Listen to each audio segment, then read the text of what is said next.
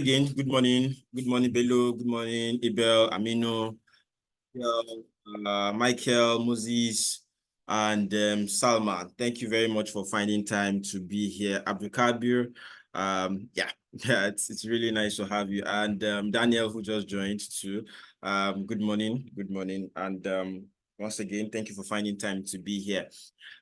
This course is going to be, this part is also going to be as interesting as the last one was. I'm hoping you enjoyed it, and I'm hoping that this is also going to be a great one as we proceed. I think I will probably give you about 2 to 3 minutes if you do not have maybe like a pen and paper with you, as well as a calculator, because what we'll be doing today will be some form of calculations, hands-on calculations, so to speak. If you don't have a pen with you or a paper with you or a calculator, I think I will give you 2 to 3 minutes for you to get some of those things close to you, and then we can start. Remember, I said this is going to be a calculation. Not everything entirely will be calculation, but certain parts will definitely be the calculation, especially as we would want to touch 1 or 2 things from last week's class, particularly as it relates to price elasticity as well as income elasticity. So what we're going to be doing today is to calculate how some of those changes apply, when it comes to income elasticity as well as price elasticity. We're also going to do some calculation aspects, in today's session to what's it called, a BMI 127. We're going to do some calculation around national income too. So like I said, it makes sense for you to have like a pen and paper with you, and then like a calculator close by, so that we can do these things together. Of course, I'm also going to give you some classwork at some point, and of course, I'm going to also reward people who participate actively. And then, yeah, of course, it might not be so much, but of course, I'll try as much as possible to give airtime top-ups for people who actively participate. Now, I'm just saying this, so that we have people who actively do this, and of course, you can hold me to my words. All right. If you have your pen and paper, please let me know so that we can begin. 2 to 3 minutes, pen, paper, calculator. You can as well use your phone, for some of us who have iPhone 19, iPhone 21, things like that, so that you can use that as your calculator, or maybe some other smart devices that you could use. Thank you, Aminu. Good to go. Thank you. Can I have SIM from everybody? Aminu says it's good to go. Bello, Abel, Michael, Moses, Daniel, are we good to go? Kindly confirm. Yes, sir, we are good to go. Aha, this is from Bello, correct? Okay. Yes, sir, it's Bello. Yeah. All right. Every other person, good to go. Good to go. Daniel, good morning. Abigail, good to go. So while I'm getting that confirmation, let me share my screen. Good to go, Michael. Thank you.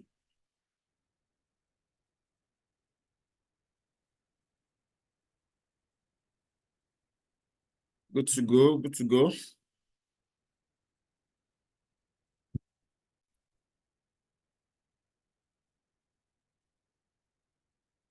Kindly confirm if you can also see my screen. Yeah, Abdul Kabir. Thank you. Thank you. Kindly confirm if you can see my screen, please. Now, like I mentioned, we just want to touch one of. Yeah, you can see it, correct? Yes, sir. All right, thank you very much. Thank you. Like I mentioned, we just want to highlight or talk about a few things, especially from the from last week's Principle of Economics 1, which is the BMI 113, and then talk about the what's it called now, the calculation aspect of price elasticity as well as income elasticity. And that's the reason why you're saying this, because we need to talk about that. So I want to assume we're good to go from everyone. Let me see if I can change this to presentation mode so that we are all on the same page. Let's see if I can move this to presentation mode. At some point I have to, okay. Okay. I hope this is visible.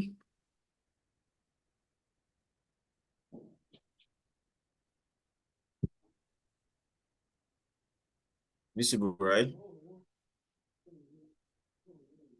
Okay. All right. So just to do a quick run through about some of the things we did last week. We talked about elasticity, we talked about demand, we talked about supply, talked about what economics is, how it relates to us. We talked about so many things, scarcity, we talked about how government also contributes, towards the development of the economy, and things like that. We talked about a lot of things. And like I said, one of the things we want to talk about today is to discuss area around price and income elasticity. Ideally, I explained last week that, of course, elasticity has to do with how customers' reaction to change in price or change in income, of commodities out there, and then of course there is the calculation aspect for price elasticity, as well as calculation aspect for income elasticity. All right, so this is not complex. This is not something difficult for us to understand. This is not something that would make you break a sweat, when it comes to understanding how the applicability of these things are. I remember last week I was also mentioning that certain things, have formulas, but I did not want to go in details around those things so that I don't confuse you, and things like that. But it makes sense that some of these things are discussed today, so that we kind of understand how some of these things are being calculated. Right. So for price elasticity as well as income elasticity, they all have their formulas, they all have their approaches on how they are calculated. Like I mentioned, so the formula for price elasticity is change in quantity demanded divided by change in price. In most instances, or in all instances actually, you always be given what's it called? You always been given values, as it relates with the calculations of these things, So for instance, now, if you want to calculate price elasticity, they always give you cost of commodities, the price actually for commodities, the quantities of some of those things, so that you can impute some of these things in your calculation. So like I mentioned, the formula for calculating price elasticity is change in quantity demanded divided by change in price. So usually what you will do is to look at these things, for instance, look at this question now that says the quantity demanded for products falls from 80 units to 60 units when the price rises from $10 to $15. Calculate the price elasticity of demand. What this is just literally saying is that let's calculate how the change in price really affects people as it is. So the first thing you will want to do is to look at what is the quantity demanded. The quantity demanded is 80 and 60. There is the old quantity, there's also the new quantity, right? 80 is the old quantity, 60 is the new quantity. Look at this place, look at the price. What is the old price? What is the new price? Old price will be $10. New price will be what now? $15, correct? Right. So what you would want to do, so please feel free to stop me if you need clarity around certain things, so that I'm not just talking like a robot. If you need clarity around certain things, or if you need me to slow down, just let me know, so that we're all are taking this at the same pace. Right. Okay, so changing quantity demanded, like I said, what you would want to do is look at what is the old quantity, which is 80 units. What is the new quantity, which is 60 units. What is the new price? $15. What is the old price? $10. Now, putting these things in the formula now, like I said, it's pretty simple. What you want to do is find out what is the change in quantity demanded, or what is the change in price. Whichever one you want to take, you can take any one first, But let's assume that we're taking change in price first, right? Look at the old price. The old price is $10. The new price is $15. What you would want to do, right, is to write change in quantity. You know what? Let me see if I can do this. Hold on, give me a second. All right, let me see if I can put this here so that we can see this even more. Give me a second.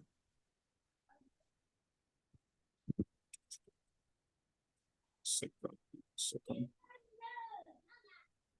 Okay. Right. Let's see if I can move this here. Give me a second, please. Let's see if I can move this. Yes, I can. Okay. So let's see, where can I find this? Give me a second. Okay. Right. So I was saying that, to calculate, what's it called now? To calculate change in price, what you need to do is look at what is the old quantity, old price. So what you will do is old price. So if you have your pen and paper, you can just write this here: old price minus new price. So yeah, no, new price minus old price, all divided by new price, multiply by 100.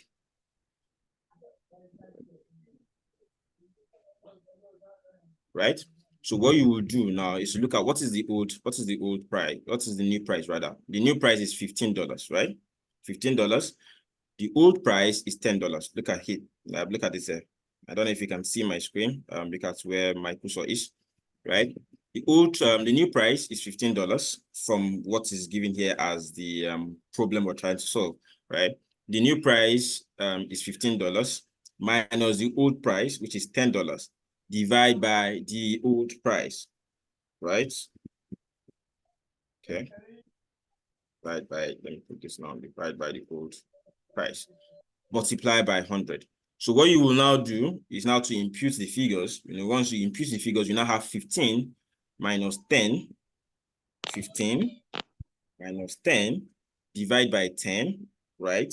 Multiply by 100, right?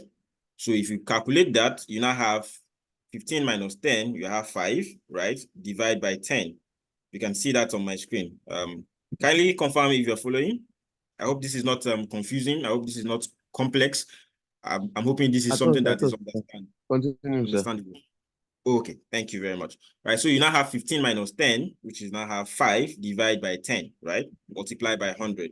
So if you now use your calculator to put in 5 divided by 10, multiply by 100. Now, you don't need to type 100%, because there are certain calculators that can give you, what's it called now? Sign for percentage, So if you put 100, you don't even need to add percentage anymore, because that way you're putting the percentage twice, or you're applying percentage twice, So what you will do is you just put in 5 divided by 10, multiply by 100, and you then have 50, which is the 50%. And that's the change in price that you're looking for. I take it one more time, so that we're all on the same page. To calculate for change in price, what you need to do is to find out what is the new price minus the old price divided by 100. And that's what we have here, right? The new price, which is $15, minus the old price, which is $10, divide by the old price, which is $10, multiplied by 100. If you're now calculating that further, you now have 5 divided by 10, which you can see here, multiplied by 100, right? Put that in your calculator, you now have 50%. And now that's the change in price. To calculate for change in quantity demanded, it's also something very, very similar to this. So let me put this here, right? So let me put this, say, to calculate change in price.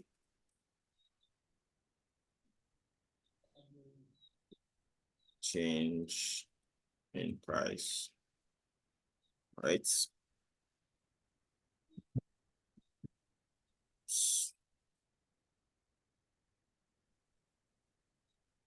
Okay. Now let's see now to calculate change in quantity. Calculate change in quantity.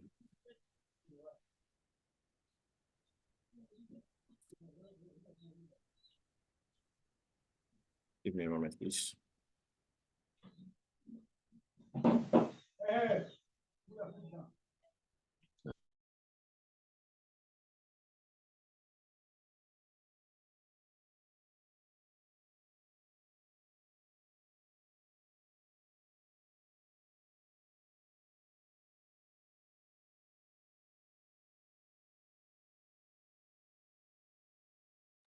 Okay, kindly confirm if you can still see my screen. Can you see my screen, please? Can you see the PowerPoint? Yes, we can. Please let me know what you can see. Yes, we can see your screen. Thank you. Can you see solve problems involving price elasticity? I'm trying to be sure I'm not sharing the wrong screen or the wrong part. Okay, thank you very much. Thank you. All right, now to calculate change in quantity, right? To calculate change in quantity, similar to the same formula of calculating change in price. What you just need to capture is the old quantity. No, sorry, the new quantity. New quantity. Quantity minus the old quantity. Old quantity. Divide by the old quantity. Multiply by 100. Right. To calculate change in quantity, what you need to just do is to impute the new quantity, right, which is 60, minus the old quantity, which is 80, divide by the old quantity, which is same 80, multiplied by 100. Now, putting that into calculating that further, right, you now have 60, which is the new quantity, right, minus the old quantity, which is 80, right, divide by the old quantity, which is 80, multiplied by 100. What we are trying to do is to translate this, translate this using the information that we have here. I hope that's understandable. I hope we all get that. We're trying to translate what we have here using the information that we have here, right? So we've identified what the new quantity is, 60 units. We've identified what the old quantity is, which is 80 units, right? We've also identified that if you're dividing the old quantity, which is 80 units, you need to also impute or add that, multiply by 100. So putting that here, now, if you can still see where my cursor is, 60, which is the new quantity, multiply by minus 80, which is the old quantity, divide by 80, multiply by 100. If you now minus 60 from 80, you definitely will have like a negative, because definitely 60 is lesser than 80, and you can't take 80 out of 60 because of course one is higher than the other, so you definitely will have like a negative. So you now have minus 20 divided by 80. Once you now divide or multiply, divide minus 20 by 80, multiply by 100, what you will have is 25%. I hope this is not confusing. I hope we're not lost at some point. For some of us who hate mathematics, for some of us who do not like anything calculation related, I'm hoping this is not complex for you to understand. Is there anybody who is having a challenge? Let me go to the chat room. Is there anybody who is having a challenge? Would you want me to take it over one more time? Anybody having a challenge? Okay, I'm going to the chat room to confirm. Any confusion, anybody who is lost? Okay, not at all. Thank you, Salman. Thank you, Aminu. Thank you very much. Thank you, Abdulkabir. Thank you very much. All right, so let's go back. So we've imputed all of this, right? What we've been able to do is to calculate the price that we have, the value that we have for change in price, and we have 50% as our answer, right? We've also been able to calculate what we have as change in quantity demanded, which is minus 25 as our answer, negative 25%. Hello, sir. Yes, please. So why not the new price like the one for the quantity? Sorry, I went out of class just to... Sorry, I didn't get your question again. I said, when we're calculating for the quantity demanded, we used old quantity to divide it. And the other one, the previous one, we used new price to divide it. Why is it so, sir? No. I don't think we use new price to divide, right? Look at this. Old price and old quantity. It's still the old ones, There is no new price to divide. Look at it. My bad, sir. It's the fault is for me, sir. What did you say? I said the fault is for me. I just see it down. Oh, okay, that's fine. No issues, Bello. Thank you. All right, so what we've been able to do, like I said, is to calculate what's it called, the change in quantity divided by the change in price. Now we found out what is our value for percentage change in quantity demanded, and the percentage change in quantity demanded is minus 25, and then the percentage change in price is 50%. So now remember that the main formula itself is percentage change in quantity demanded divided by percentage change in price. What we now did is to find out the costs for each of these areas, percentage change in quantity demanded, and then the one for price, which we've done here. So the thing we will now do is to now put this in this formula here, which is now saying that divide minus 25% divide by 50. You know, we're trying to translate what we have here. And if you look at down on my screen here where my cursor is, we now realize that we now divide minus 25 by 50. You know, minus 25 divided by 50. If you divide that, remember you don't necessarily have to type percentage to what's it called now, to your calculator. So just put in minus 25%, sorry, minus 25 divided by 50. Have we been able to do that? Minus 25 divided by 50.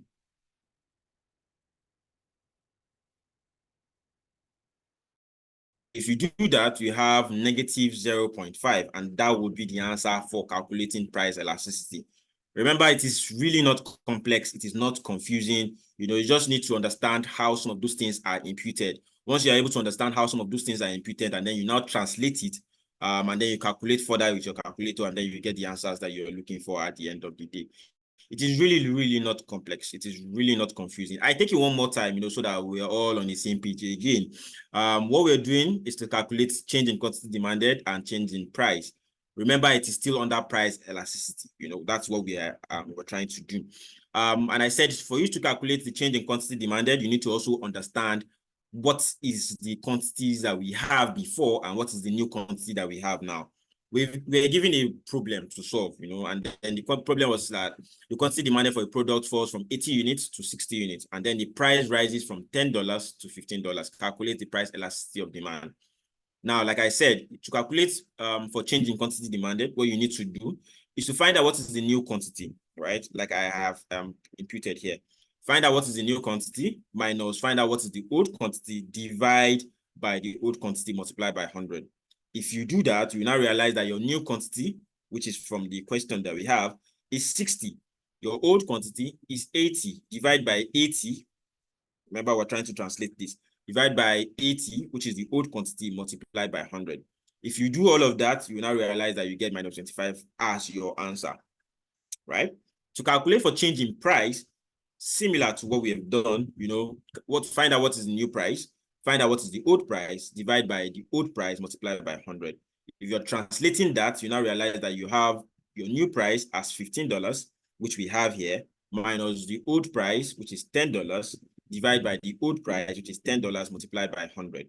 If you do that further, you now get 5 divided by 10 multiplied by 100, and then you have 50. Now impute those two answers into this formula in itself, and then you now realize you have minus 25 divided by 50, and then the answer you have is negative 0.5. Would anyone be willing to explain these things as I have done? Can anybody explain these things as I have done?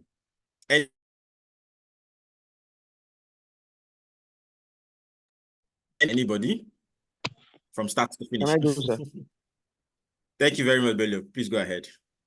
Yeah, okay. So calculating for elasticity, prices, solving price elasticity. So first and foremost, in order for us to be able to get it, first of all, determine the price, then the quantity. So determining the price, we'll check from the question, and from the question we have the new price to be $15, while the old price is $10. We're going to minus the new price from the old price divided by the old price times 100. Should I continue, sir? Oh, please go ahead. Yeah, I'm enjoying it. Please go ahead. So divided by the old price times 100. So the new price is $15, old price is $10, divided by 10, which is also the old price, times 100. That will give us 50%. That will give us 50%. So the percentage increase in the price elasticity is 50%. Why? For the quantity now, the percentage change in quantity demanded, first and foremost, will determine the quantities. So the new quantity is 60 units, while the old quantity is 80 units. And we're going to divide it by the old quantity, which is also 80 units. So 60 minus 80 divided by 80 times 100, that will give us minus negative 25%. Negative 25%, because the new quantity demanded is lesser than the old quantity demanded. Now, after getting it, we're now going to find the elasticity between the two, which is the change in quantity demanded over the change in price, the change in price. That will give us negative 0.5. So the price Thank you very much. elasticity of demand is negative 0.5. Thank you very much. Thank you very much, Bello. That was awesome. Thank you. Thank you very much. Thank you. Does anybody wants to try again? Try two rather. Does anybody wants to try also, just so that we're sure that we're all on the same page? Anybody else? Aminu. Aminu. Hi, Aminu. Hi. Good morning. Please go ahead. So, elasticity is all about changes, whether in demand or in the price. So the question has to find the quantity demanded of a product that falls from selling 80 units to 60 units. So first of all, we have to identify the two values. The initial demand was 80, now it falls to 60. Then the initial price was $10, now it increases to $50. Therefore, in the product demand, there is a margin of 20 between the old and the new demand. While in the price, there is a margin of $5 from $10 to $15. So the formula for calculating the elasticity of demand is percentage change in quantity demand divided by percentage in price. But before you do that, you have to calculate what is the percentage of the change in quantity and what is the percentage in the change of price. So let's take the quantity demand first of all. The original quantity demand is 80 units. It's now slightly decreased 60 units. Therefore, there is a 20 units difference from the original and the new one. Then we just need to use percentage. What is the percentage of 20 units from the 80 units? That is 25%. So since it is decreased, therefore it will be minus 5%. So let's just forget the minus and use 25%. We have found out the change in quantity demand. Now the change in the price also, it increased from $10 to $15. And what increased percentage? There is an increase of 50% of the original price. Since if you divide 10 by 2, it's 5. So you add 5 to 10, it's 15. There's a 50% increase in the price. Now we have the percentages. Then we just have to see the values. Or if you like, you can use the formula you gave here, the new price minus the oil price divided by oil price times 100. This is basically percent formula. So you can skip that if you don't want. If you want, you can also use the formula if you want. You can go ahead and substitute the values. What is the percentage change in quantity demand? It's 25 minus 25%. What is the percentage in price? 50%. So minus 25% divided by 50%, you have minus 0.5, which is the price elasticity of the demand. I hope I'm clear. Awesome. Thank you very much, Aminu. Thank you. I do not want us to take waste further time on this. Thank you very much, Aminu. Thank you very much, Bello, for that. So what we will do is that we're going to try this. We're all going to try this. I'm not going to try it, but I'm going to say everybody should try this. I'm going to give airtime top up to the first person who posts the answer of this on the chat room. So we all should try this, and then once you're able to get the answer, the first person to put the answers on the chat group will definitely get something from me. So please, on your mark, set, go. So you can try this, please. Try this and put the answer on the chat room. Thank you. We have 2 minutes to do this or less. 2 minutes or less. Please go ahead. Thank you. I'll be on the chat room or in the chat room to confirm to see who the first person who will put the answer will be. All right. Similar to what we've done a few minutes ago. Same question, just little differences, find out what is the price elasticity here, what are the quantities, identify what are the quantities, the old quantity, the new quantity, the old price, the new price, and then input that in the main formula in itself, and then divide that and put the answer. That's pretty much easy. Somebody said easy peasy. Who even said that? Let me go to the chat room and see who said that. Yeah, I mean, easy peasy. All right. Oh wow, that was fast. I mean, are you sure this is the answer? I'm not sure. I've not even calculated it myself. But let me see who else will put another answer in the chat room. Another response from the chat room.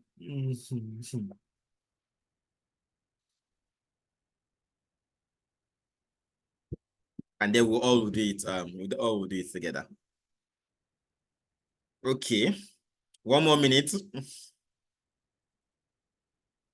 Is anybody not trying to put the answers in the chat room? Let's see now. Who else wants to put something different in the chat room?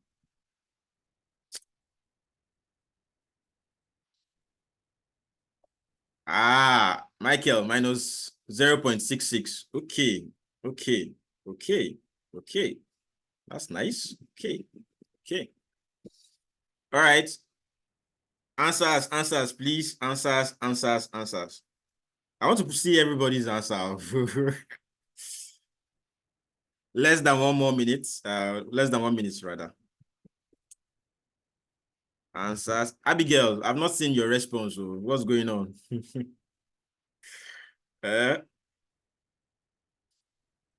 Okay. Bello, I've not seen your response too. What's going on? What's happening?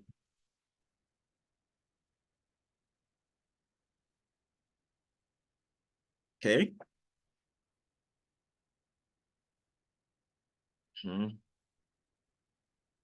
Yeah, Miguel, come here. Okay, I hear you. I hear you. Response, answers, chat room. I think there are a few people in the waiting room. Mercy, I don't know if you want to admit. Thank you.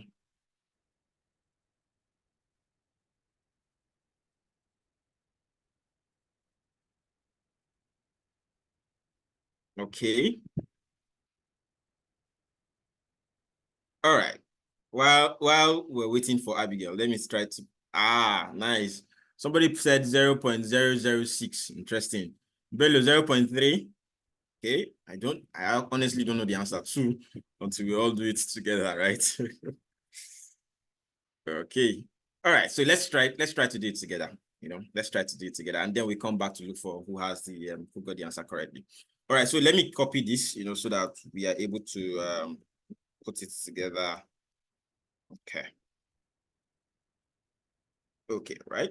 And then let's get this. All right. So what we want to do first is okay. Right. Okay, so what is the new quantity? What do we have as the new quantity? First off, let's even read what the question says. The quantity demanded of a product falls from 120 units to 80 units when the price rises from $20 to $30. Calculate the price elasticity of demand. So what we want to do is to calculate what is the change in quantity first. What is the new quantity? All right, let's just input the details here. New quantity would be 80 units, right? Minus what is the old quantity? Old quantity will be 120, right?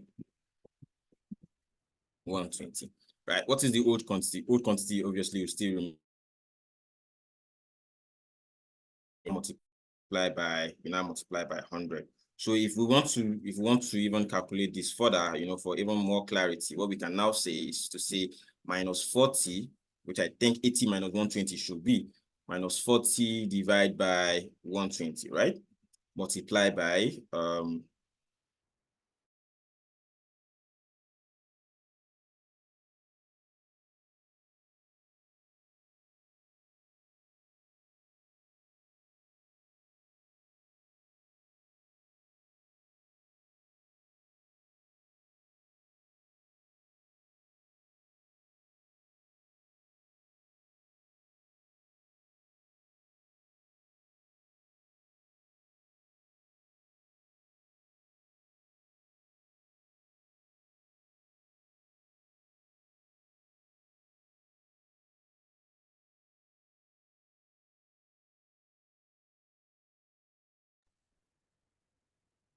give us some few minutes to get him back on the, I think he had the network glitch.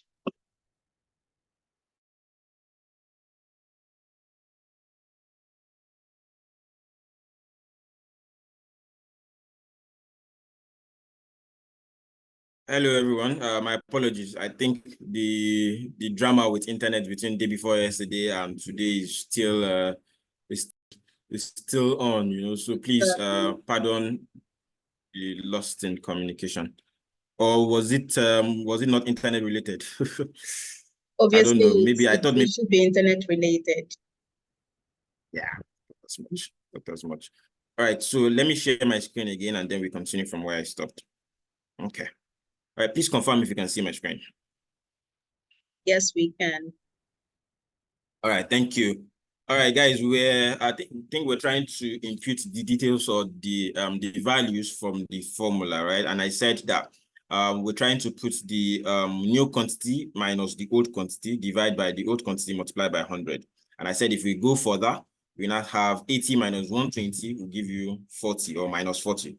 Divide by the old quantity, which is 120, multiplied by 100. So if you calculate that, you have minus 33.3 as the answer. So if you take these two, right? If we take this and then come here and say, okay, what is the change in price? You know, so what is the new price?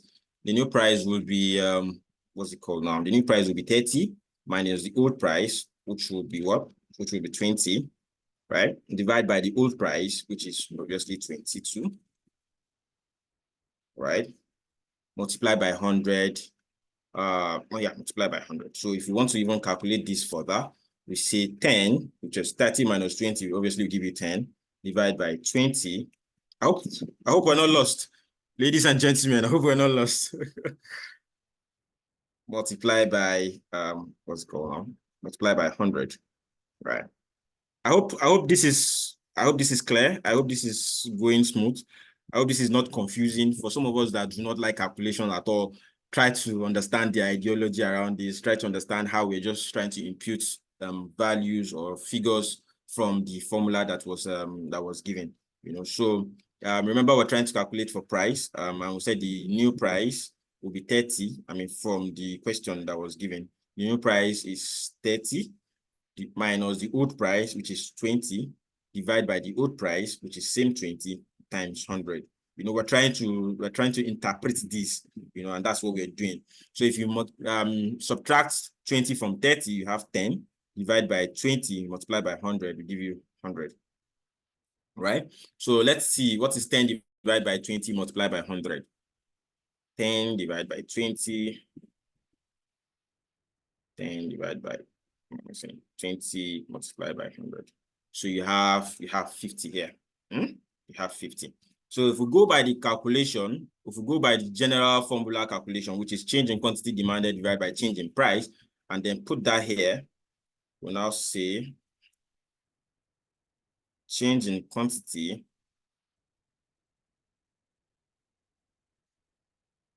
change in quantity divided by change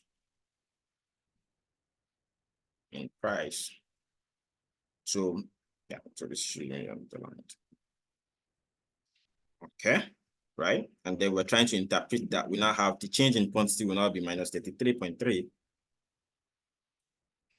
divided by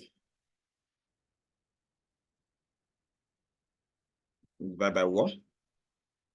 Divide by 15. Okay, so if you calculate this further, what do we have? 3.3 divided by 15. So we now have minus 0.6, right? Or minus 0.7, depending on how we want to interpret it. Because of course, sometimes some people approximate, some people do not approximate, you know, but it makes sense to just leave it as minus 0.6. Is this clear? I hope there is no confusion. I hope there is no ambiguity in this, and they were able to go and confirm. Is this clear? Questions? Okay, so let's go to the chat room. Okay. So let's start from somewhere. Where do we start from? So many comments. Okay. I hope there's no confusion around how we got this, ladies and gentlemen. I hope there's no confusion on how we got this. Right? Clear. Thank you. Yes, got it. Okay, thank you. All right, so let's see. Let's see everybody's answer. Aminu minus Aminu, I don't know where you got 1.4% from. I honestly do not know. Michael minus 0.6. Okay. Abigail, okay, you say you're coming. I don't know if you finally put something in the chat room. Salman, I think what you did, Salman, was, I don't know, at some point you didn't multiply by 100, I think so, and that's the reason why you're getting 0.006. I do not know, but I think so. Bello Steven, 0.3%. Abu Kabir, minus 2.1. I think there might be a problem somewhere. Abigail, minus 1.6, probably a problem somewhere. Bello Steven, minus 0.66. Yeah, Abu Kabir, 2.1. Yeah. Abigail, I don't know what you're saying. Okay. I think the person who got the answer correctly first would be Michael at ABC. Impressive. That's really great. Impressive. Thank you very much for that. I hope there's no ambiguity. I hope there's no confusion. Please, if there is, just let me know right now. Zero. I don't get. Abigail, do you want to unmute your mic so that I hear what you're saying? Because I don't understand. Me too, zero. Just zero. I'm not sure I get what you're saying. Anyways, I think this is great. I think this is this is simple. This is straightforward. I understand that one of the reasons why sometimes we might make mistakes is because maybe some data was not rightly imputed, and that's the reason why sometimes we get wrong answers, or probably we forgot to multiply, or maybe we'll even multiply percentage twice. Some of these things happen, and then of course, it affects the answers that we get. Affects the answers that we get at the end of the day. So, Michael, well done to you. Do well to drop your number on the chat room, and then of course we get your reward after during break. Thank you very much, ladies and gentlemen. If there's a question, please let me know before we jump into income elasticity of calculating income elasticity. Questions, please. Questions. Oh, instead of putting 0, you put 1. Oh, okay. Abigail, I don't know whose number you're putting. I don't know who's putting number. I'm only interested in Michael's number. All right, thank you very much. Thank you. All right, questions, please. Questions. Anybody? Questions. If you have questions, please do not hesitate to ask. Questions. Anybody? Okay. All right. In the absence of none, let's go to what's it called? Let's go to calculating income elasticity. It's also very, very similar to calculating price elasticity, right? It's very, very similar. You also just need to understand and impute the right details. Your hands are raised. Yeah, please go ahead. I dropped a message on the chat room. What did you say? I dropped a message in the chat room. Oh, you've dropped a message in the chat room. Okay. The question does not ask for a percentage, so the final answer won't be percentage from no. So ideally, right? Ideally, what you want to do is to find out. You want to find out what is the degree of response. So your answer will not ideally be in percentage form anymore because you've already calculated percentage, and what you're just doing is dividing. So if we go back to the formula, that's it. If you go back to the formula has already given you percentage, saying percentage, calculate the percentage change in quantity demanded and the percentage change in price. So if once you divide, you don't need to calculate, you don't need to put percentage anymore, because you've already calculated for those things. So you don't need to leave it in percentage anymore. So that's why I was saying that sometimes I think the challenge some people have is multiplying again by percentage. So once you've already gotten your final answer, correct, the mistake people do is to also multiply by 100 again, and that's where the issue is. So you do not need to calculate, your answer is not in percentage anymore. Because if it's in percentage, then obviously it means that that is not the final answer. Then you need to multiply by 100 again. You understand? So, but yeah, I hope I've been able to answer your question. I mean, okay, let's go to income elasticity. There's a lot of time that we've spent a lot of time already on price elasticity. Let's go to income elasticity. Similar, like I said, to what we did for price elasticity of price elasticity. You know, this one also has its formula. You know, what you also do is calculate the percentage change in quantity demanded divided by the percentage change in income. You know, the other one was percentage change in price. This one is percentage change in income. So every other thing remains the same. You just, you know, you're just putting the value for income, you know, once you are able to interpret it from the question, you know. So similar to what we did before, calculate change in, what's it called now, change in quantity demanded, what's it called now, old quantity. So let me copy this. Give me a second. Okay. So copy this, put it here. Okay, so let me transfer this here so that it doesn't confuse us. Okay, so similar to what we did for price, right? Similar to what we did for price is what we're going to do for income. Okay, so what we will now have here is to change this to income and no, not price anymore, right? Income, this will now be income, right? This will now be income. So everywhere you see price, what you're going to just do is to change it to income, right? All right, so let's go ahead. So what you would want to do is to find out or to read the question through. Suppose the quantity demanded of a good increases from 800 to 1,200 units. When the income rises from $40,000 to $60,000. Okay, calculate the income elasticity of demand for the good. Suppose the quantity demanded of a good increases from 80 to 1,200 units, right? When income increases from $40,000 to $60,000, calculate the income elasticity of demand for this good. So like I said, let's just try to impute some of the details, or all the details that we find on the question into the formula that we've already created. So we'll first find out what is the new income, right? New income would be what was it called? Okay, so it depends on which one you want to start with. Okay, let's start with changing quantity demanded, right? So identify what is the old quantity. Excuse me, Yes, sir. please. Okay, so please, one of the students says whenever you want to change your screen, you should let them know because they're writing. Oh, really? My apologies. Okay, that's fine. Sorry about that. Okay, that's fine. Noted. Yeah. Thank you, Abigail. Thank you. All right, sure, no issues. All right. So we're talking about quantity, right? How to calculate the change in quantity. So we identify what is the new quantity, right? The new quantity is 1,200 units. And that's what we have here, 1,200 units. Please look at where my cursor is. 1,200 units, you know. What is the old quantity? The old quantity, it is 800 units. That's what we have here. First, what is the new quantity? New quantity is 1,200.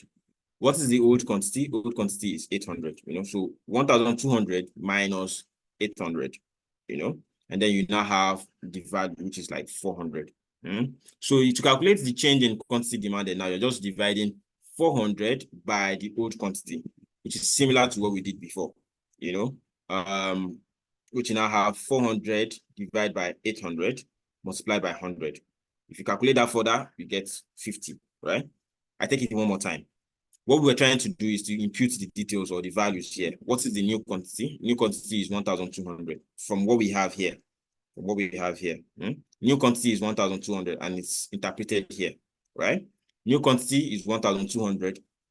Old quantity is 800 divided by old quantity.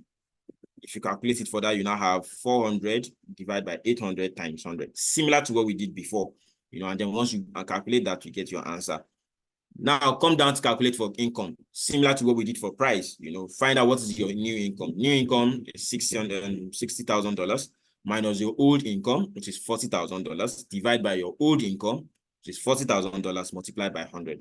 If you divide those two, what you have, it will be 50 divided by 50, which should give you 1 as your answer, right?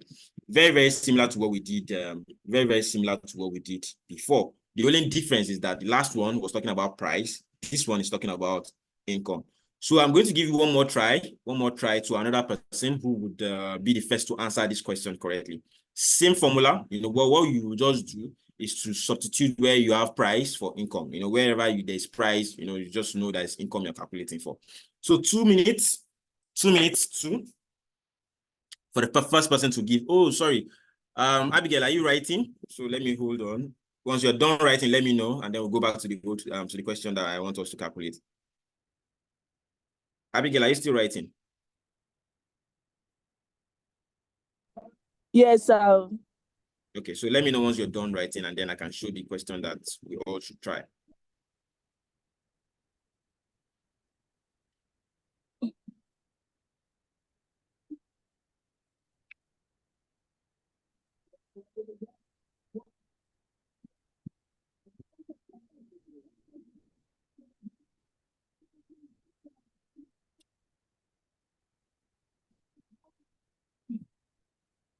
Also, remember that the slide, of course, will be shared with you. So, yeah.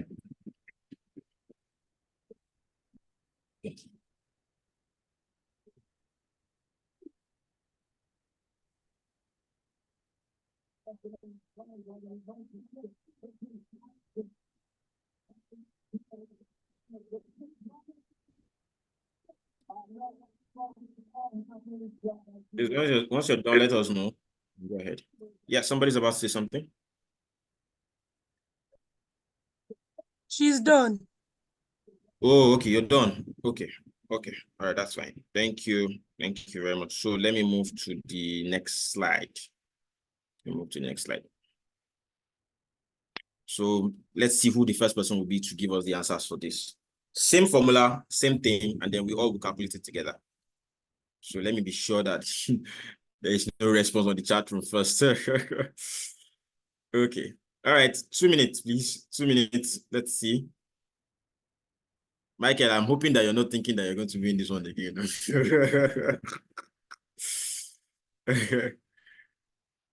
Okay. I'm not going to agree if you win twice. All right. Ladies and gentlemen, let's see. Like I said, same formula, same approach, and then, of course, you just input those things, and then we'll see the figures that comes out. 2 minutes.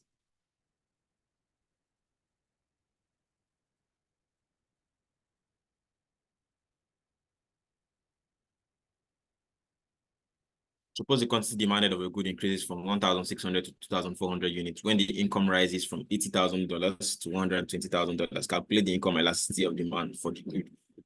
Easy peasy. According to, I can't remember who said that. Can't remember who said that. Maybe, I don't know. I mean, or somebody. All right. 1 more minute.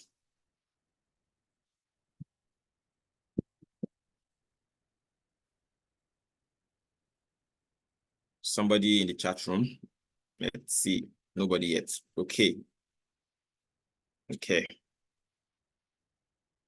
Actually, should have reduced the time for this one. 1 minute should have actually been the time to calculate this. Should have actually been the time to calculate this.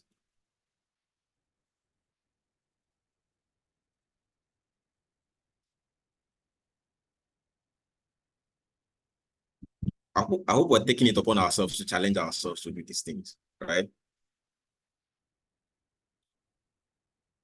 Okay. Less than a minute to go.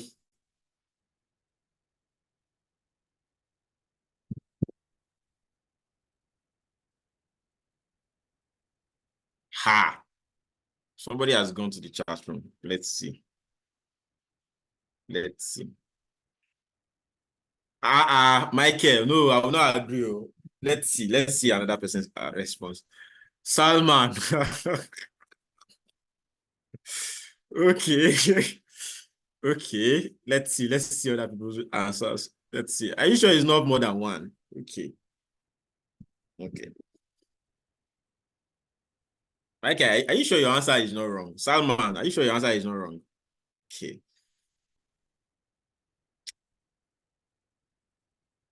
All right. Less than a minute to go. Let's see.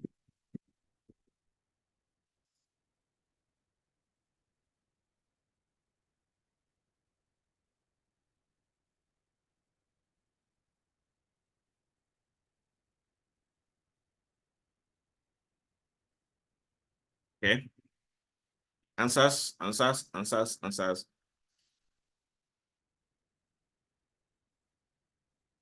Let's see who is in the chat. Let's see who is there. Daniel, I've not heard your voice today. I mean, I've not seen your answer. David, Bello, I've not seen your answer.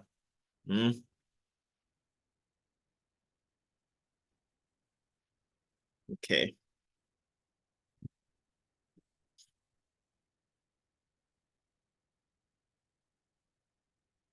All right. So while we're waiting for other people's response on the chat room, let's try to do this together, and then see who gets the answer already. All right. So let's pick this up. Come here. Okay. All right. So what we're trying to do once again is to see how we can calculate percentage change in quantity demanded divided by percentage change in price, and then seeing how we can also interpret those things to get the value at the end of the day. So let's see. Let's look at it again. What's it called now? What is the change in quantity demanded? What is the change in quantity? All right. Change in quantity will now be new quantity minus old quantity divided by old quantity multiplied by 100. So what is our new quantity? Our new quantity will be 2,400. So let's say new quantity is 2,400 minus the old quantity, which is what? 1,600, right? 1,600 and 600, right? Divide by the old quantity, which is same 1,000, what? 1,600. Divide by, multiply by 100, right? So if you want to take this further, you see 2004 minus 1006 probably should give you around 800, right? 800 divided by 1600 multiplied by what? Multiplied by 100. I hope this is not confusing, right? So what you will now want to do is to find out or to calculate 800 divided by 1600. So let's see what is 800.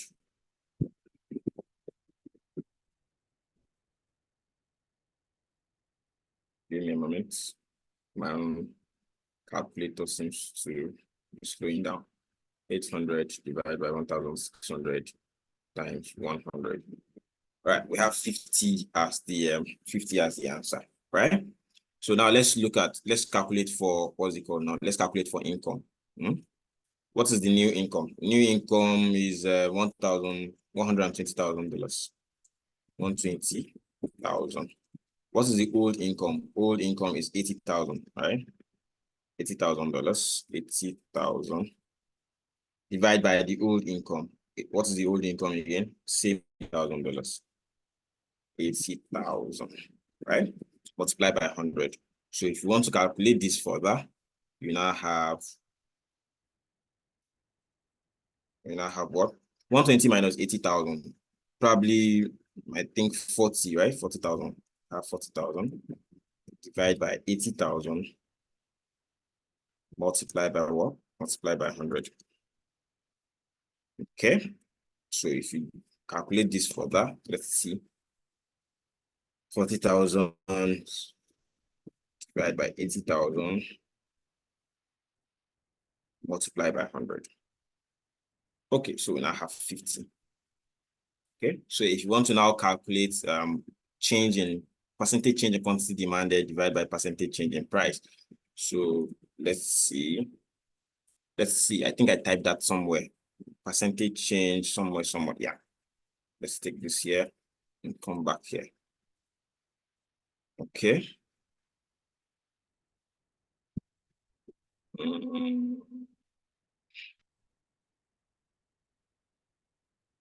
Okay. Okay. I hope this is not confusing for us. Okay, bring this down a bit. Okay, So we're trying to calculate the percentage change in quantity demanded divided by percentage change in income. Okay, so change in quantity will now be what? Change in quantity will be 50, right? And then change in income will be 50. So if you divide these two, it gives you 50 divided by 50 should give you 1, right? Okay, so let's go see how many people got it correctly. Let's see. Everybody's putting 1. Everybody's putting 1. Oh, hey, this is okay. Michael, Salma.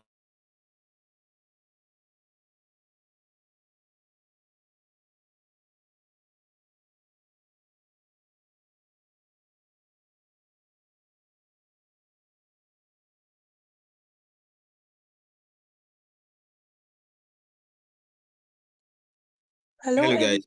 Okay. Apologies once again. I think internet has done me done another one again.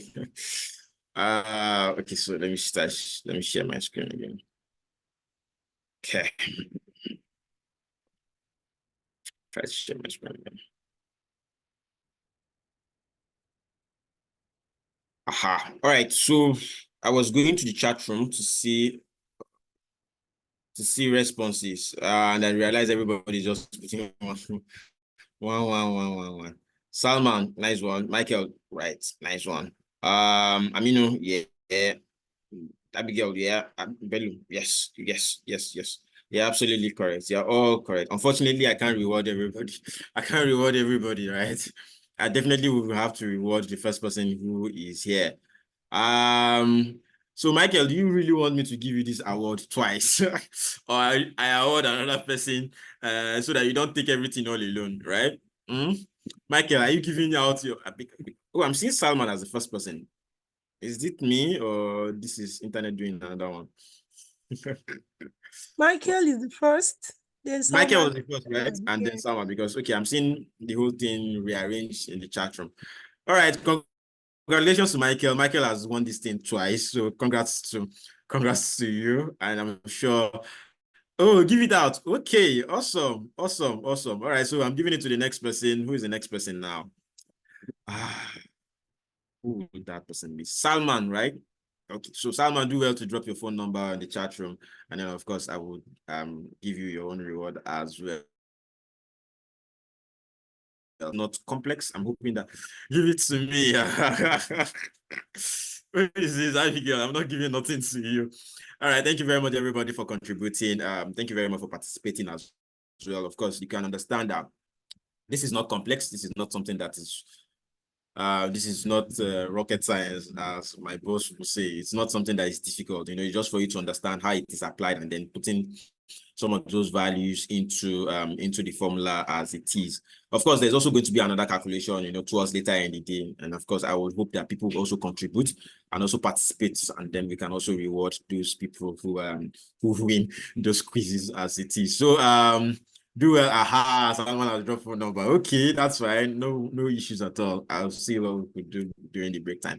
All right, thank you very much, everybody. I think that's it for the calculation aspect for last week that we intend to cover today. Let's go back to the business of the day. Once again, thank you very much for participating. All right. So that's it for income and price elasticity, the calculation aspect of things, and then let's see what we can cover for today. Let me put this on presentation mode so that we all can see properly. Okay. All right. So what we are trying to do, or what we're going to try to do today, is to cover some few areas, especially around economics 2, BMI 127. We can't cover everything today. However, we're going to cover some specific areas of things. The specific objective for today is to know the concept of money, financial institutions, and their roles in the economy, understand the terms of national income and its significance to economy. Remember sometime last week when I was saying that, of course, economics is not something very, very difficult. It's something that is easily relatable, something that we all at some point can understand, because of course it's something that applies to our own immediate environment as well. So like I said, it's really nothing difficult. It's something that we all just need to understand how some of those things are applied, and then seeing how we can, understand it even more. So what we will do is to talk about money, to talk about financial institutions, to talk about the economy, how some of those things help the economy, and things like that. First of all, we want to also understand what is money. Money really, I mean, nobody will say that they've never heard of the word money before. Everybody have heard of money. Even the 1-year-old child know what money is. It gets to the point that even 5-year-old children reject 50 naira and reject 100 naira because they look at it that, your guy, you do not value me at all. Why will you be giving me 50 naira when you can give me 1,000 naira or things like that? But of course, people now understand, or even kids now understand the value of money. Money is really anything that is recognized as a legal tender, recognized for exchange, for either goods or for service that is delivered at the end of the day. So what we would also want to understand is the origin of money, how some of those things came about, how are we able to get the money that we're using today, and things like that. So of course, money has been in existence for quite a long time, even after the barter era, after where people were exchanging goods for goods, service for services, and then of course there was the need for introduce a legal tender that would be used in place of goods for goods and services for services, right? But one of the things that we also need to understand is before money, right? What was in existence, and what was the challenges that people faced, during that period of time? We all understand that, of course, it's what's it called now? It was the barter era, right? What exactly was the problem? What are the challenges that people face during the barter era? Remember that economics, like I said, it's a very, very simple course. It is something that involves interaction. I'm not also going to be talking all alone, because I also want to learn from you. You also want to learn from me, for us to share ideas, and then understand even better. So that it is not a one-way traffic kind of approach, if you get what I mean. So before now, right, we all used to hear barter, or the origin of the period before money was introduced. What is barter? If anybody asks you what is barter, everybody understand that, of course, it's the exchange for goods and service for service. However, what I would want to throw to us on the class now is, how would you explain how it transitioned from barter to what we're doing today? What was in existence? Was there anything in existence before barter? If yes, what was it? After barter, what was the next thing that was in existence? And then how did those things metamorphose to what we have today? Anybody, it could be anybody in this room. Explain. You can just, unmute your mic and explain. What was in existence? Was there anything in existence before barter? Yes, If sir. yes, what was it? And then, of course, what are the things that translated to what we have as at today? Yes, somebody was about to say something. Please go ahead. From history and the little I know of is, after barter trade, it's metamorphosed into using of cowries. Yes. Using of cowries as a means of payment. So using of cowries as a means of payment in order for them to be able to purchase goods. Then after cowries, I think it metamorphosed into when the Europeans started coming in, they started bringing their own money in, which we started adopting. That was coins as a means of payment also. So that's how the history of money started metamorphosing into coins. Then I think that's from there we move into, I think, the one that is used worldwide now, which is the paper currency. Although there are still some countries that are still using coins, though. But I think that's a little I know about. Thank you very much, Bello. That was awesome. Thank you very much, Bello. Does anybody have any contrary opinion? Does anybody has any contribution? Does anybody want to say what Bello was saying is rubbish, and then what he feels is or she feels is the appropriate answer to this? Any contribution? Any other person? Please go ahead. contributions. Anybody else? Or do you all agree with what Bello had mentioned? Anybody? Anybody?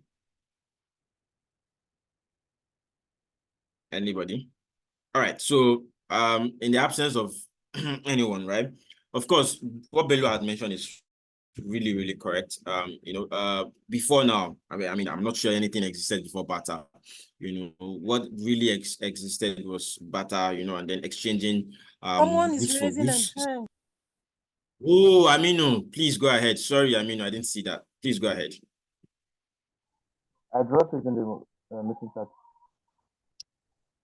Chat room. Okay, so let's find out. From barter to go to counterfeits and then to notes.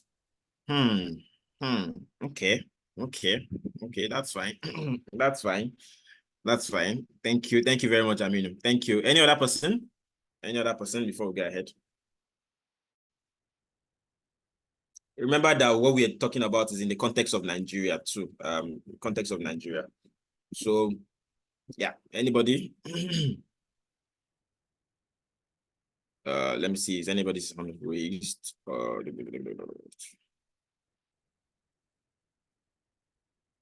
Okay. So I don't see anybody's hand raised.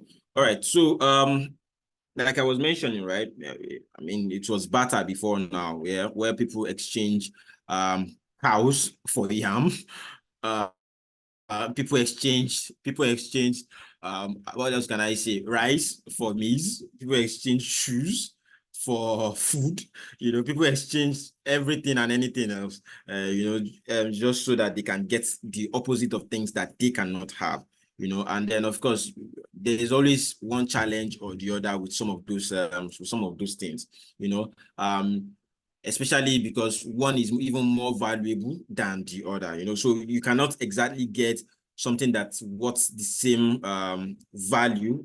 You can't exactly get the same value in exchange for what you're giving out, and that's one of the challenges for the barter era, and then after the barter era came in, when people started using, in the Nigerian context, right, started using cowries, and then after cowries, they, of course, like Bello had mentioned, started introducing the European method of payment, started introducing coins, and then from coins, started going into what's it called now, going to paper notes, and then from paper notes, I mean, right now it's more like crypto now. You agree with me that now it's not even paper, well, now in a more cashless or paper-free economy, where people hardly, not like people don't use cash, but it's now easier to use cashless methods. It might probably be crypto, it might be some other methods, but does not include carrying physical cash around. But my point now is that for each of those categories of eras, they all had their challenges, right? They all had their challenges. During the period of exchange for exchange, they had this challenge. The challenge will probably be, like I mentioned earlier, one service or one product being not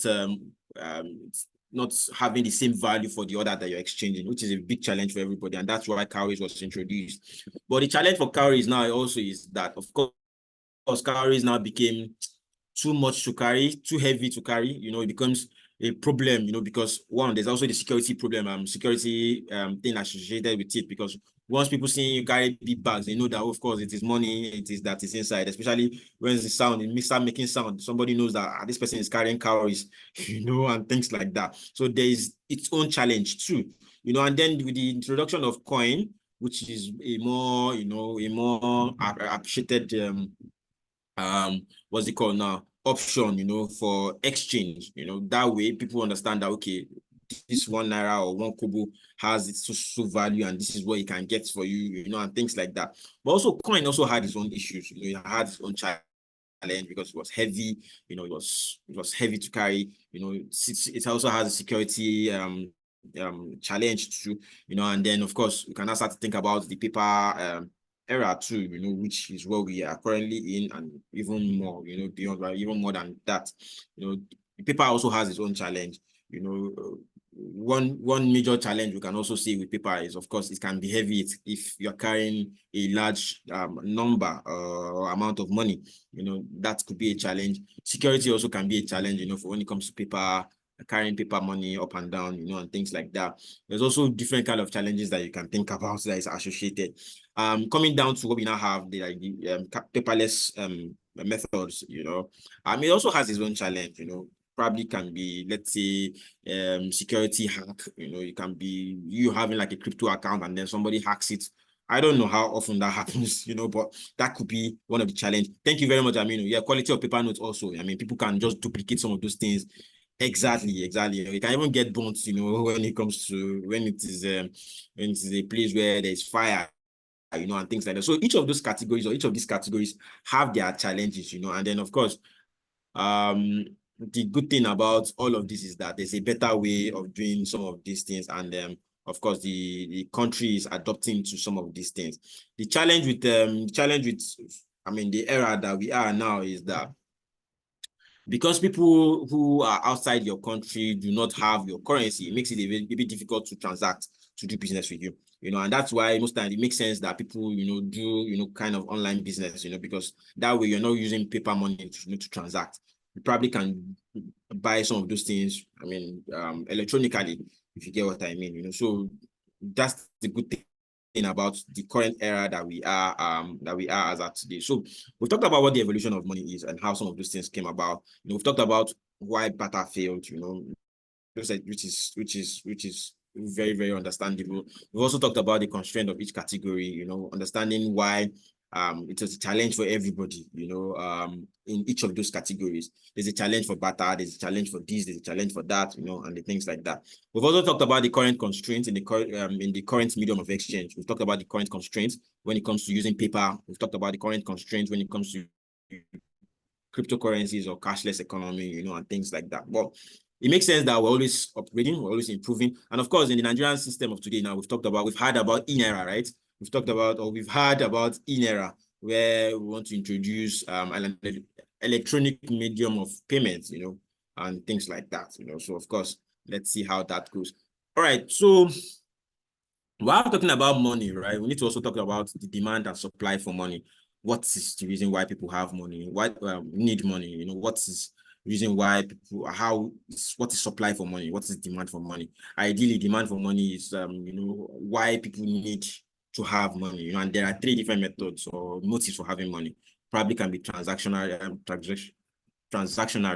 probably can be precautionary, can be speculative. Idea of these things are the reasons why people are holding money. Transactionary, for exchange, to buy. Yes, please.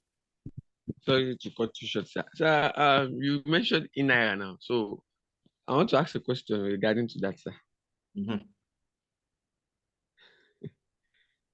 Yeah, please go ahead. Okay. So I said, I think since the inception of that in-era, it's had an issue one time that they domiciled it. Is it still in place, or is not It's still in place. It's still in place. But the thing now is the acceptability of the Nigerian people.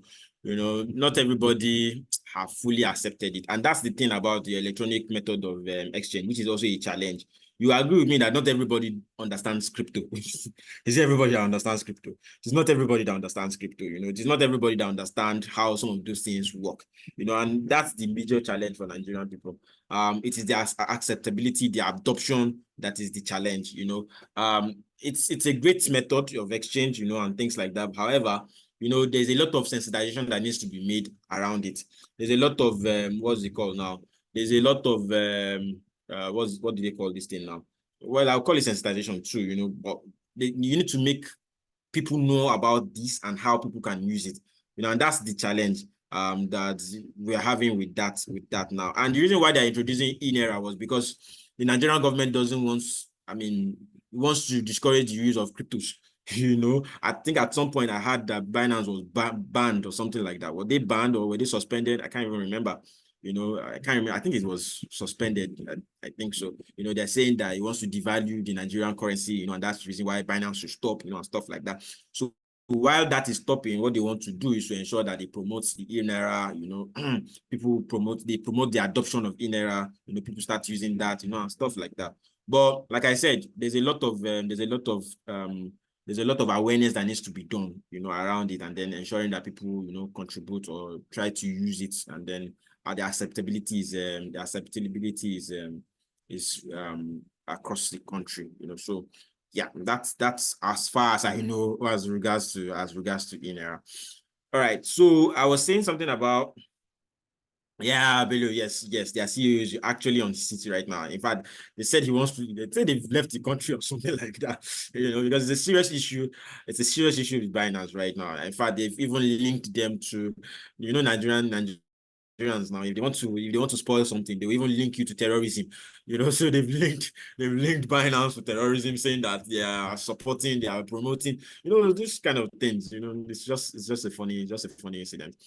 Anyways, back to what we're talking about, you know. So that there are different motives for having money, you know. Like I said, there's a transactionary motive, there's a precautionary motive, there's a speculative. Precautionary in the instance that, of course, you want to have money in case of anything that happens, you know, eventualities, you know, and things like that. Transactionary, obviously, because you want to exchange, you want to make exchange for goods or services that you need, you know, and things like that. Speculative, on the other hand, is for investment purposes, you know, because you want to have money just in case there's an opportunity. You know, there's an opportunity to make investments in case there's an opportunity, you know, to get something that will yield value for you at the end of the day. You know, so there are different motives, and these are the three most important motives for having money. Same as, I mean, it's impossible for you to talk about. Is it possible for you to talk about the demand for money and not talk about the supply for money? Supply for money literally means the amount of money that is in circulation, you know, and of course, CBN regulator controls the amount of money that is outside. You know, we've also heard about the instance of Emefiele saying that he pumped a lot of money in the economy during the Buhari regime, you know, and then they were saying that, of course, once there's a lot of money in circulation, there's also going to be some kind of there's going to be the value of money will not be so much appreciated, you know. So if you think about it now, when there's a lot of money in the economy, everybody now has money. If you think about it, you might think it's a good thing when everybody has money, but when everybody has money, there will not be value for money. Value for money is appreciated when it is not everywhere. Do you get what I'm saying? Money is appreciated when it is not everywhere. Once everybody has money, then money does not have value. Now, don't think about it. You know, so once there's a lot of money in the economy, it becomes a problem, you know, because of course everybody now has money, everybody's buying everything, you know, and then because everybody's buying everything, there's demand for everything, and then, you know, somehow, you know, because it is not regulated somehow, you get what I mean. So I think there was this instance of Emefiele saying they printed a lot of money, and then every money was in circulation somehow, this and that, you know, things like that. It is more appreciated when money is less in circulation than when it is more in circulation. When it is more in circulation, there's a lot of you know, interest rates kind of reduces, you know, because there's money everywhere, you know. But once there is less money in circulation, interest rates, you know, once you collect loan, you pay into interest, you know, more interest, because the money is not everywhere like that. You get what I mean? You know, so but supply of money can be good, can be bad, you know, but it's mostly bad than good when it is surplus. You know, when it is not surplus, and of course some things can be regulated as the case may be. I see something is, yeah, I mean, of course, when it is scarce, you're absolutely right. Money is valued more when it is scarce, you know, than when it is in full, when it is everywhere, so to speak. You know, and of course, like I said, central bank, of course, it's regulates some of these things. So what is the effect of having a lot of money in circulation? You know, like I said, of course, there's going to be a lot of investment, you know, everybody, you know, and then when money is everywhere, you know, everybody wants to buy this, wants to buy that, like that. Demand for everything increases, but then the supply for those things reduces, and then the prices, because the supply of those things reduces, the prices for those things, you know, becomes very, very high, because everybody needs those things and they have money, and then of course the person who is supplying it wants to ensure that he makes more money at the end of the day. So there's always going to be inflation at some point, you know. So like I said, there's the good part, there's the bad part. Obviously, once there's a lot of money in circulation, there's always it's always more bad than good. All right, so we've talked about supply of money, we've talked about the demand for money, we've talked about the evolution of money, we've talked about how some of those things came about, you know, we've talked about how they all moved from one era to the other, talked about how the negative or positive effect of money can be. And then, of course, we need to also talk about the difference between central bank and other commercial banks. What is central bank? What are other commercial banks? Why are they in existence? What do they do? How do they help us? How do they shape us, shape our economy? What is the history around the banking institutions in Nigeria? We need to talk about we need to talk about all of these things. Right. But first of all, we need to also understand that there's a reason why some of these banks are in existence, right? Banks are in existence because, of course, they need to control the economy at some point. They also need to help people, help save, help promote saving culture, help provide loans to people who need those things at certain times. Of course, that there are different kind of banks also, and their own different objectives, so to speak. So as we proceed, we get to look about, we get to see all of this. We get to see all of these things. However, first of all, we need to identify what the central bank is. Of course, the central bank is a bank that manages almost every bank because it is the apex bank in the country. People mostly call the bank the banker's bank. It is the bank for banks. Even it is also the bank for the country. Because of course it maintains the reserves for the country. And things like that. Some institutions also have accounts in central bank. Because it is the highest. It's the biggest bank in the country. So you don't expect that institutions, some high government institutions, to be having their money in commercial banks. It really doesn't make any sense. It makes sense that for government institutions, they have their own accounts with central bank, and things like that. So of course,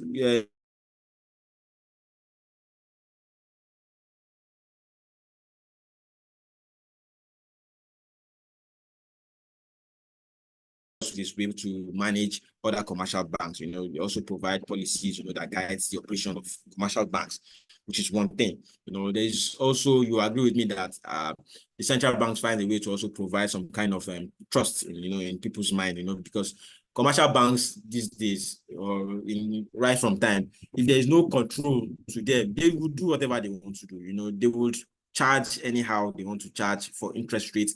They will do anything that they want to do, because they're not being controlled.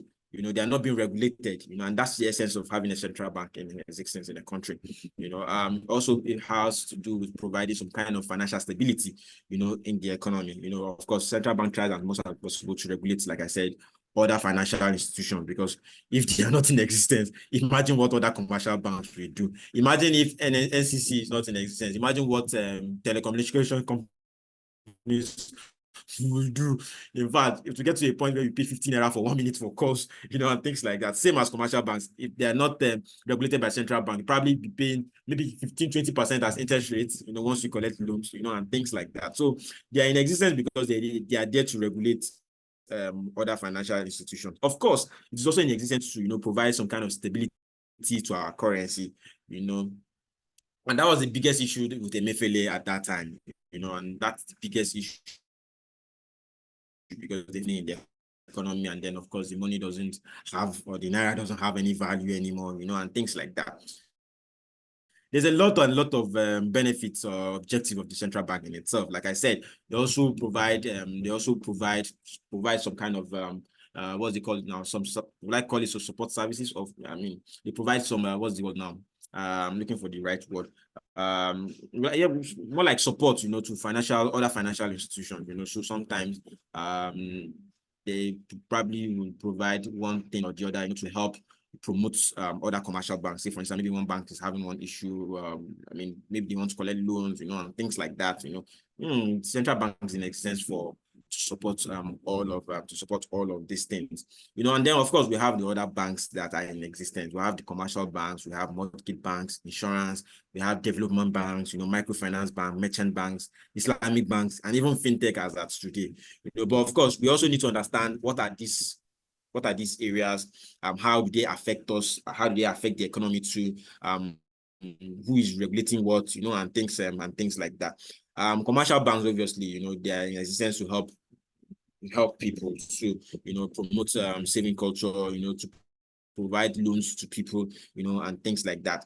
You also see on my screen, you see some of the objectives of some of these some of these institutions as at today. What is the objective of commercial bank? What is the objective of mortgage bank? What is the objective of an insurance company?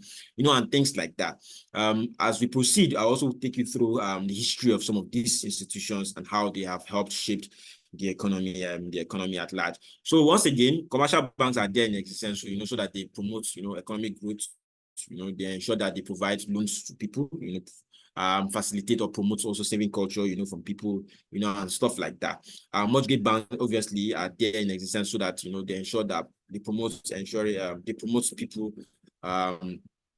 they promote the encourage getting houses, you know, things like that, provide loans to people to ensure that they get appropriate houses for themselves, you know, and things like that.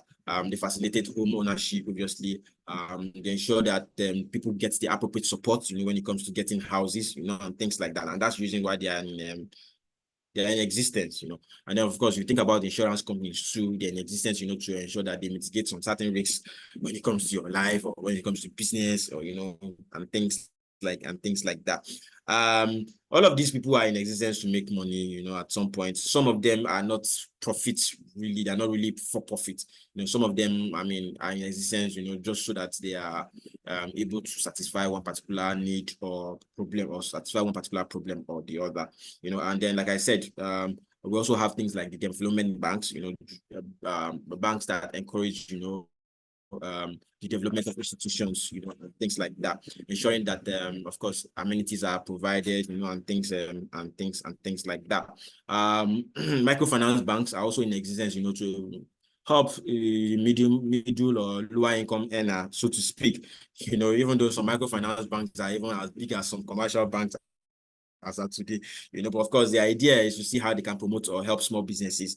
You know, they can see how they can ensure that they alleviate poverty at some point, because there's no, it gets to the point where as small as a community is, you can see a microfinance bank. Now the essence is to ensure that everybody is mostly like carried along, you know, every small business is carried along. You can always go as a small business, you can always go to any microfinance bank and I meant to collect that loan. You know, you can't just go to microfinance and hoping that if you just say I want loan, they just remove the loan and give it to you. Obviously, you need to pass certain requirements, you know, and things like that. So that's one of the existence for microfinance banks. And of course, we also talk about the merchant banks, which are also in support of government agencies, you know, ensuring that there are more investors that come in, you know, and then it's done to, you know, promote corporate projects, you know, and things like that. So all of these institutions have their objective, they have their benefits, they have like I mentioned, some are not for profit, especially like the Islamic banks or the non-interest banks. We'll talk about it like the Jaiz banks or Taj banks like that. Those are not really they're really either low interest banks or non-interest banks, especially as it aligns with the Sharia. You know, so for instance, like Jaiz Bank now, they're not for profits. You know, they're just to ensure that you know, they provide appropriate loans with either very low interest rates. I think some of them are like 1% interest rate, thereabouts, or 5%. I can't remember. You know, but some of these banks are in existence, you know, to support people, you know, and things like that. And then we talk about the fintech companies. You know, those ones are obviously most of them are for profits. You know, and then of course if you think about how some of these banking institutions have appeared, you know, even some of the banks have their fintech, you know, so to speak. You know, some of them have apps, you know, that they you know, promote or that they use, you know, to drive innovation, you know, and inclusiveness for everybody at the end of the day. So, of course, in fintechs are also in existence, you know, to help provide innovations, you know, to certain things, you know, to help improve customer experience, so to speak, you know, to ensure that you don't spend so much, you know, in saving money or in transferring money or in getting one particular loan or the other. And that's the reason why I think it was Pay I think at some point, whether it was last year or 2 years ago, there was this issue with, I can't remember if it was PAMPay or it was Repay. People who borrow money and then they start disturbing, or pay your money now. When will you pay your money? The reasons for all of this, to ensure that, people are helped, people are carried along, loans, small loans are provided. The Nigerian person is a problematic person. Collect loan and you don't want to pay back. Why did you collect the loan in the first place? I think it was PAMPay. And then of course paying that loan became that problem. So it's really, really some of these things some of these institutions are in existence, to support the common man, seeing how you can promote your business, providing appropriate loans for you, and then seeing how you can be supported in one aspect or the other. And then, of course, as they provide those loans to you, they are hoping that, of course, you in turn also will provide repay back with interest, because, of course, it is that interest that they also use, to their businesses, and things like that. All right, so those are some of the institutions that we have, and then let's talk about, ideally, we should actually have talked about the historical development of banks before even talking about what's it called now? Before even talking about central banks and other commercial banks. Of course, there's a long history around how some of these financial institutions came into place. Long even before the colonial era. Before colonial era, of course, there are certain instances where we think people have found way to save money, right? I want to believe that at some point, for some of us who understand Yoruba, there's this thing that they call ajo or something like that. I think it should have existed even before the colonial era, even those long period of time where some people will, say that you want to collect money for saving, and then people save certain money with some certain kind of people, and stuff like that. I want to believe so, that is the closest things we can think about, we can think about as related to banks, and stuff like that. And then during the colonial era, there was a introduction of what's it called now? Because those colonial masters, when they came into the country, they needed to also do business, one form of business or the other with some other European countries, and because it was a problem for them, because then there was no banking institution, there was no way for them to manage their funds. There was no way for them to, transact properly with their own other colonial masters, so to speak. And then what they now later did was now to say how they can introduce what's it called now, some kind of banking institutions that will help promote their businesses, especially for them who are the colonials at that period of time, and then it led to the introduction of what's it called now, what we would call the African African Bank or something like that during the colonial era, and then the reason why they introduced that bank was so that it can provide seamless operations for them in the businesses that they do, between themselves. And it was very, very difficult for you who was not of that race, to participate or to, get benefit from some of those institutions as they were in existence. So at that period of time, there was some institutions that was introduced, at that time, and then of course the disadvantage was that some of those institutions never supported or encouraged the locals to be able to participate in some of those things, which was a big challenge. And then after what's it called now? After independence, other institutions also came up, even during that colonial era, I think in 1883 or something like that. That was when what we call the current First Bank was introduced. Before even First Bank, I think then it was called British Bank of the West Africa. The British Bank was later changed to First Bank that we have today. It was ideally originally a British institution that was introduced to help them as colonial masters to transact and do their businesses, and things like that. In fact, there was also another bank also at that time called African Bank Corporation, which was also established within that period, I think 1883 or thereabouts too. But you see that period to now, a lot of banking institutions were also introduced, but not all of them were able to, stand the test of time to the era that we are today. But of course, you can think about how how far First Bank has come from 1884 to what we have today, and they're still strong, they're still hale and hardy, you know, and stuff like that. There are other banks also within that period also that, you know, sprung up, banks like that. I think the Wema Bank, Union Bank, you know, things like that.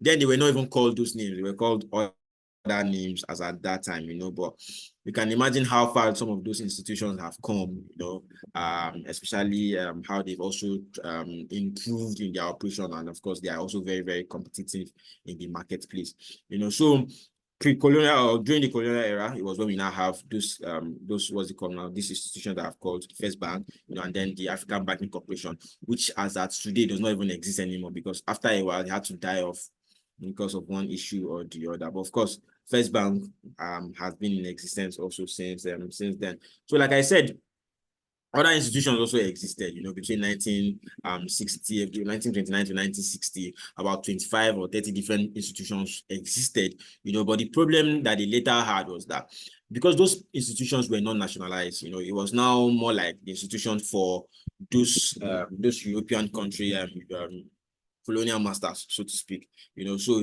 there was this challenge that he really did not support the local person. Even if he did, there's little or no benefit that comes with, you know. It gets difficult for you to get loan. It becomes very, very, you know, stressful, you know, to keep money with them. Getting money becomes a problem, you know. So there was a lot of things that affected. But post independence, you know, there was now the need for, you know, to localize some of these companies, and then ensure that some of these companies are nationalized, you know. People now, you know, they're nationalized, and then of course it's allows nationals or indigenous, you know, to be able to, you know, do business with the bank, save money, you know, collect loans, you know, fast. Some of them couldn't, you know, convert to, you know, to help or to become national companies, you know, and things like that. Some of them couldn't do that. And then like I said, what's it called now? Post independence, and then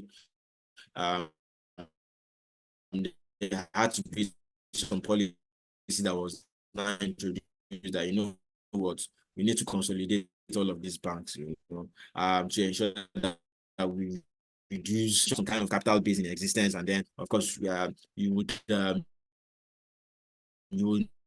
not just one of these foods just like that, and then of course people's money just go down the drain. There's no way to get you, there's no way to get their money, you know, and things like that. And that was why it was introduced that, I mean, bank has to consolidate.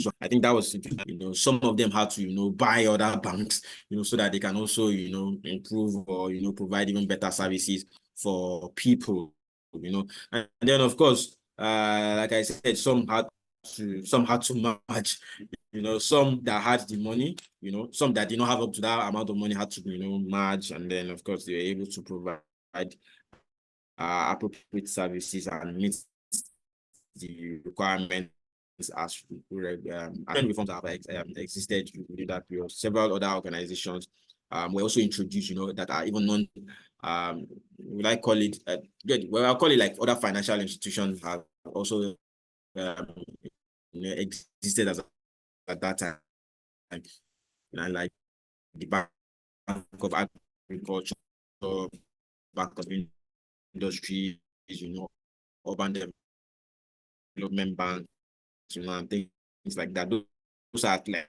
specific banks that also existed within that period, you know, to support everybody, to support people, you know, to support one initiative or the other, you know. And then of course, what we now will have the banking sector, which now for digital innovation, we now have the fintechs, you know, and things like that. So imagine how all of these things have happened. I don't know what will happen in the next 10 years. Probably that we'll say or the other fintechs are establishing, you know, and in fact they want to even take over what banks are doing, you know. So, but of course, it's an era. It will come, you know. There are other things being introduced, you know, just so that you know, people appropriate innovations are introduced, you know, and then the sector is also improved, so to speak.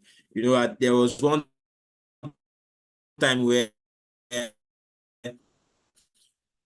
going to the bank is almost like a cost, because if you want to go to the bank, it becomes a very, very, very big plan. You start to think, help ensure that some of these things are even easier, you know, make things even better, make things even seamless, you know, and things like that. So there are many, many benefits to our advantage to us as today, you know. So that's what we call like the what's it called now, the historical development of banks. You know, we've talked about the colonial era, we've talked about the post-independence period.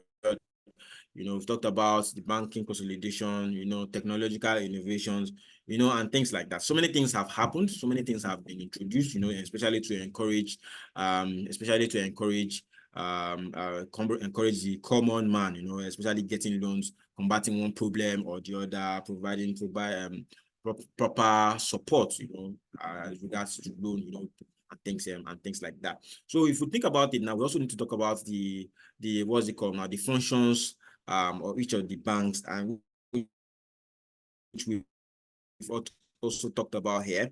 The functions of each of these institutes, one service or the other, solve one particular problem or the other. And of course, this problem, they are all these financial institutions are all unique. They are all unique to one particular problem or the other.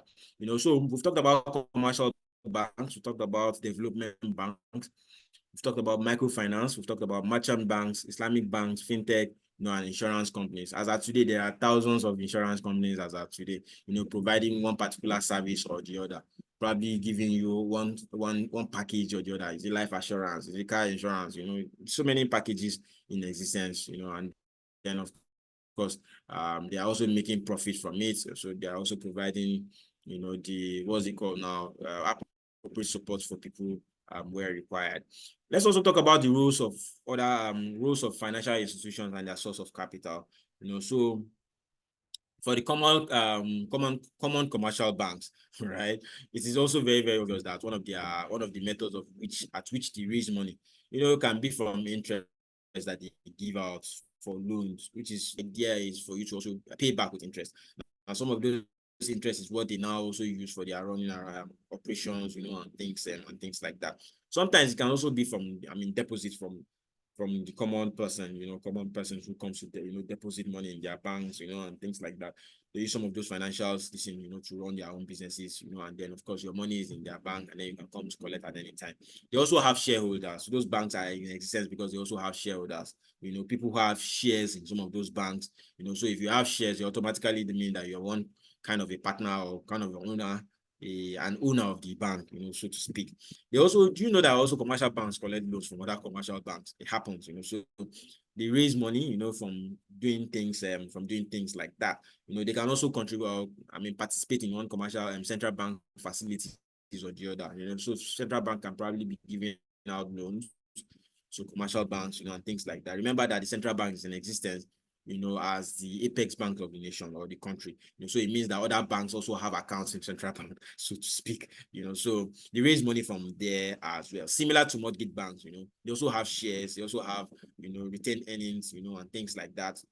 They also accept deposits, you know, some mortgage banks accept deposits. You know, they also participate in one federal government funding programs or the other. So those are some of the methods, you know, at which they raise money. Insurance also very, very similar, you know. They make money, you know, from selling one particular service or the other, you know, selling one particular what's it called now, insurance service or the other. So they also obviously make money from that. They also have shares. They also sell shares, you know. So people can be part owners of that company. You know, it can also be premium income. So that would mean that they make money from people who, you know, pay for premium insurance, so to speak. You know, so if you want to pay for one particular insurance package or the other, you definitely will give them money now. So those are some of the reasons or some of the methods that really raise their money. same as development banks, you know. These ones are obviously in institutions are, are established, and things like that. At some point, of course, they accept deposits, they raise money also from, government, from also international bodies. So development banks will also collect money from some of those institutions. They raise money. Similar to microfinance banks too. Some microfinance is very, very similar to commercial banks, actually. They also accept loan, what's it called? Also accept deposits, they also have shares, they sell shares, they raise money from there as well. There's always one funding or the other that microfinance banks also, participate in, and then they raise money from things like that as well. It can also be grants, from government, things like that. So all of these financial institutions have different methods at which they raise money, and then of course some of them, like I said, are in existence for profit. Some are not for patron. I see some messages in the chat room. Let's see. Oh yes, Pampy, yes. I mean, I was struggling to remember if it was Pampy or the other. Yes, merger and acquisition, especially for banks, and things like that. I will start studies insurance for private universities. Once a student gets a career, he'll pay for that. You want to make money? Look at this one. You want to make money? You want to make money, I mean? Please make money in a legal way. Make money in a legal way, please. All right, so let's proceed. Right? Let's proceed. All right, so let's talk about other financial institutions. Let me minimize this. All right, merchant banks too, similar to development banks, and things like that. They also have shares, they give out shares, they raise money from there. You also make money from one, what's it called now? I mean, one government intervention or the other, raise money from there. They also make strategic partnership with other banks, that way they loan or borrow money from some other banks, so similar to what commercial banks do.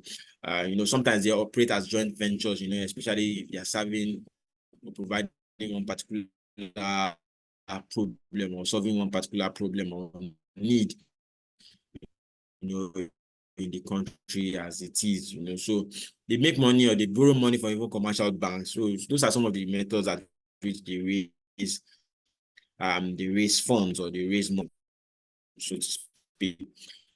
Islamic banks is also very, very, its approach is very, very different from other commercial. They are mostly not even for profit. The way they even work is that whatever profit that they make, the way some of those banks operate is whatever profit that they make as a bank,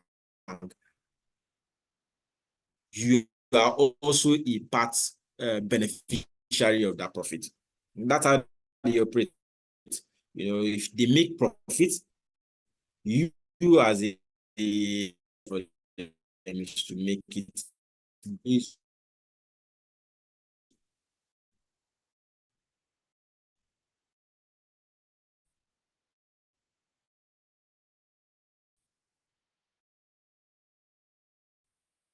based on what's so make law. When they did that, you should make a very certain space or certain level, so to speak. And like I mentioned, that the profit that they make is splitted among the bank and also what I call it among the bank, and maybe it's what will I call it now? It's you shall don't make too much or exorbitant profit like the commercial banks, so to speak. Fintech, which is also an interesting part, they make noise with the money that is not theirs. Fintech companies actually ride on investors, so that's why you will see that most fintech companies, they always are in the lookout for investors. They are always looking for one particular investor or the other, and it is that investor's money that they use to manage their day-to-day business. So they raise money from crowdfunding, raising more money from here, raising more money from there, ensuring that people support them, to grow their business, and things like that. And that's why most times it's not like it is their own money for them to spend. They're making money because the investor also gets his own profit at the end of the day too. So most times retail business is, and then they make money from, like I said, investors, venture capital funding, crowdfunding, and things like that, to make profit. And then of course the investors also finds a way to also get its return on investment at the end of the day. All right, so we've talked about the history of financial institutions. We've talked about historical development of banks in Nigeria. We've talked about central bank and commercial banks. We've talked about how the rates of each of those institutions' existence, they are there. We've also talked about what's it called now? The role, like I said, the role of financial institutions in the economy. It also makes sense that we also talk about the principles of the investment. Let's talk about what investment means and what is stored out of them. I've been one who's speaking for long. Just few people have contributed, so it makes sense for me to also hear. Let's hear people's thoughts and opinion.